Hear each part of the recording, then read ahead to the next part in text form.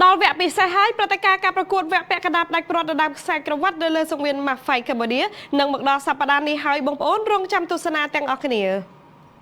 បងប្អូនត្រៀមខ្លួនហើយឬនៅសម្រាប់កីឡាកររបស់យើងវិញគឺបានត្រៀមខ្លួនរួចរាល់ហើយព្រោះថាសប្តាហ៍នេះមិនមែនជាសប្តាហ៍ធម្មតាទៀតនោះឡើយដោយកីឡាករនីមួយៗត្រូវការជ័យជំនះជាចាំបាច់ដាច់ខាតជាពិសេសគូដណ្ដើមខ្សែក្រវ៉ាត់ជម្រុះវគ្គពាក់កណ្ដាលផ្ដាច់ប្រវត្តិ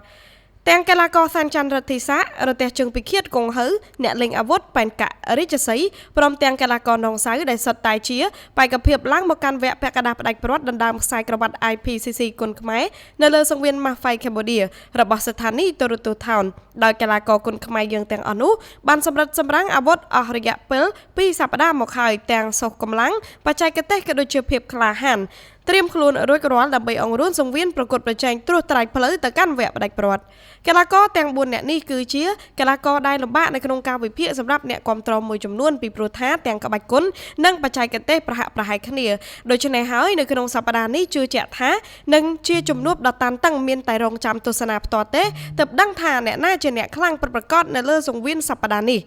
ក្រៅពីគូប្រកួតត្រៀមដណ្ដើមខ្សែក្រវ៉ាត់វគ្គពាក់កណ្ដាលផ្ដាច់ប្រវត្តិនៅសប្តាហ៍នេះក៏នៅមានគូប្រកួតអមជាច្រើនគូទៀតផងដែរដែលសុទ្ធសឹងតែជើងកីឡាករជើងខ្លាំងនៅលើសង្វៀនក្បាច់គុនបារាំងខ្មែរយើងក្នុងនោះមានវត្តមានកីឡាករជួមមុខជើងខ្លាំងផលសុភ័ណ្ឌនិងមកប្រកួតតតាំងជាមួយកីឡាករម៉ារ៉ុកហ្សាល់មែនឆុយចំណែកឯកីឡាករសូតខេវិនវិញលោកមេតបរបស់យើងនឹងត្រូវមកស្វាគមន៍ជើងខ្លាំងពីប្រទេសចិនកីឡាករល្អអាវុធជាហៅជី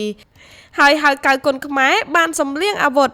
ដើម្បីត្រៀមយូរហើយចាំឡើងសង្វៀនត្រៀមប៉ះជាមួយនឹងដៃគូមកពីប្រទេសចិនលីមីងយ៉ាងចំណែកកីឡាករនៅសុកទីវិញត្រៀមប៉ះកីឡាករមកពីប្រទេសឡាវយត IQ ផងដែរជួបគ្នាថ្ងៃអាទិត្យទី8ខែមិថុនាឆ្នាំ2025នេះបងប្អូនដែលកម្មវិធីគឺចាប់ផ្ដើមពីម៉ោង3រសៀលតទៅនៅស្ទូឌីយោម៉ាស៊ីនត្រជាក់ស្ថានីយទូរទស្សន៍ថោនសង្កាត់គីឡូម៉ែត្រលេខ6ខណ្ឌរិស័យកែវរាជធានីភ្នំពេញចូលរួមទស្សនាដោយសេរីជាមួយគ្នានេះក៏មានការផ្សាយផ្ទាល់លើកញ្ចក់ទូរទស្សន៍ថោនក៏ដូចជា Facebook Page Town Full HD TV Town FM 102.25និង Cambodia Beer Next Week ពី Big New